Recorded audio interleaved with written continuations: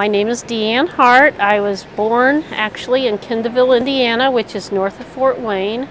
My parents moved to Kokomo, Indiana when they found out that I had a visual impairment and I would need to potentially receive services from the School for the Blind in Indianapolis, and also medical treatment from IU Medical Center here in Indianapolis.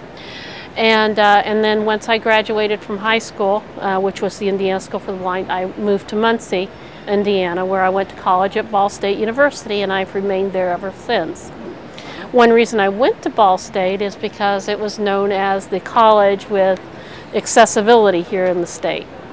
And their disabled student services was very accommodating. And I'm going to say they introduced me to working on accessibility issues prior to the Americans with Disabilities Act back in 1983. And actually we had committees on campus that would talk about how the campus could be more accessible to people with disabilities. So in 1990, when the Americans with Disabilities Act was passed, I started getting involved in advocacy issues around the Americans with Disabilities Act at the state level through the Governor's Planning Council for People with Disabilities.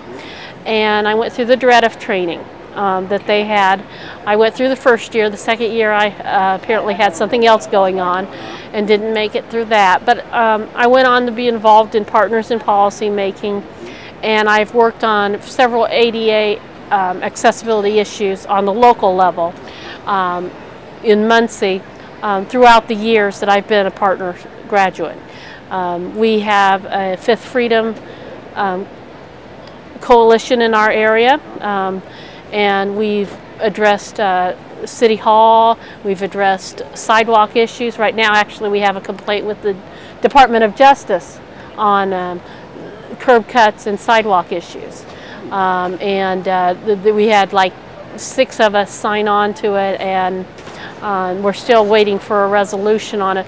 We do know that they have found that Muncie does need to do some work on it. They have asked for a corrective action plan, and Muncie has made an attempt to correct them, but they've used Band-Aids. They still need to work a little bit harder on meeting the needs of people with disabilities, such as, you can put a curb cut in for a person with a disability, with a physical disability, but you have to look out for the concerns of a person with a visual impairment.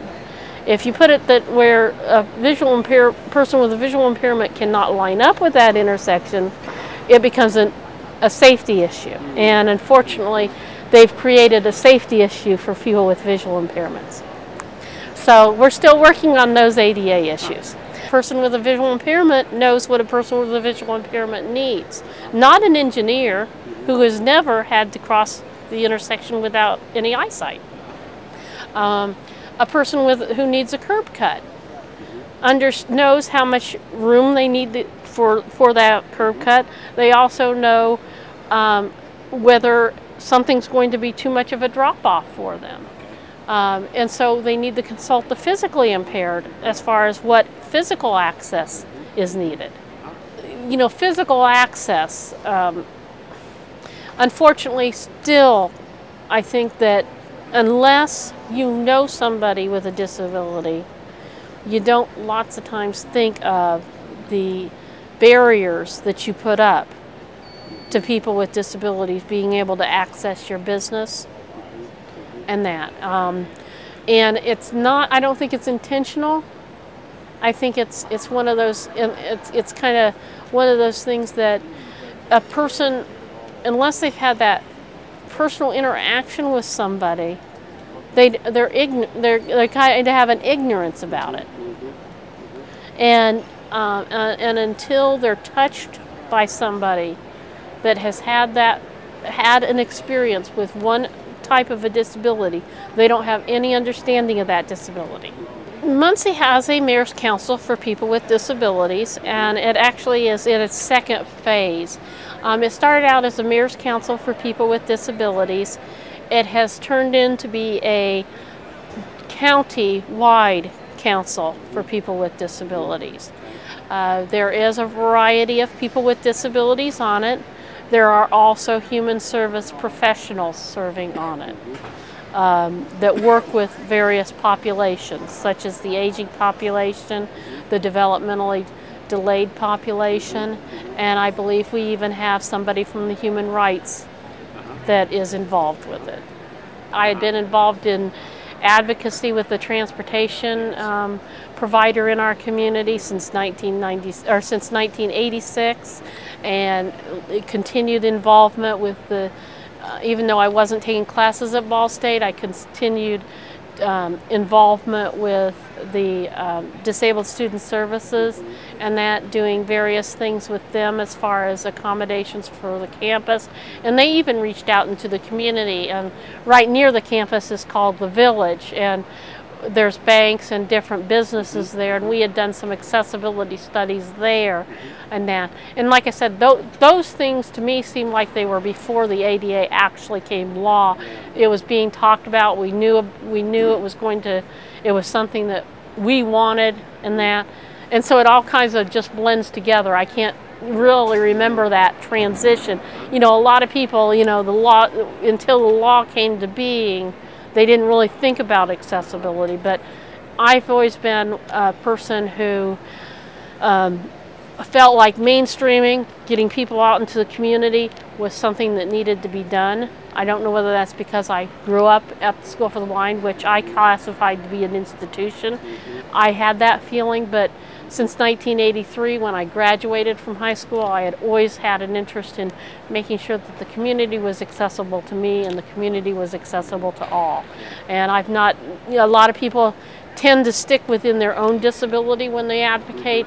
I've always been a cross-disability advocate. I've always wanted to, what was good enough for me was good enough for the next person, and what was good enough for a person who has no disability, I should be able to have access to also. I think sometimes the ADA has left too much room for interpretation as to how an accommodation needs to be made, such as there's 3 different styles of an accessible bathroom. If somebody picks one, it's not going to meet the needs of all people with disabilities.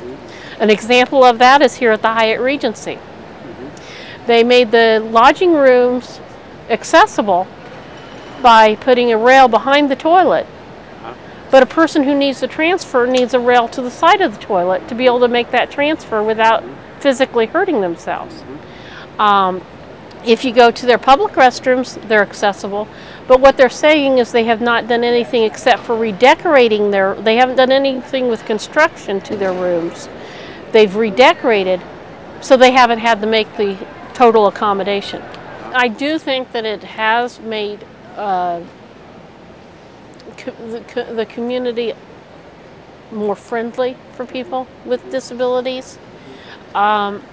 I know that isolation was a big issue before the ADA.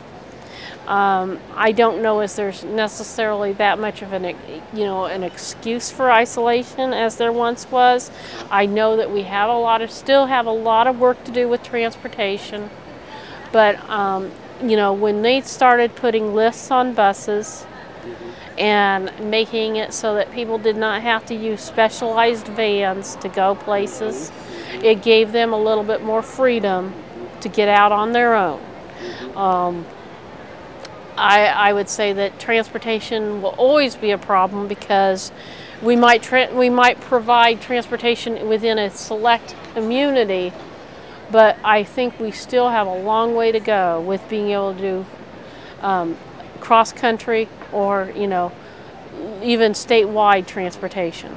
It takes me and anyone else with a disability educating those who are developing them to make it better for us, because they don't know necessarily what our needs are in that. And if you don't tell them what the problem is, they can't fix it.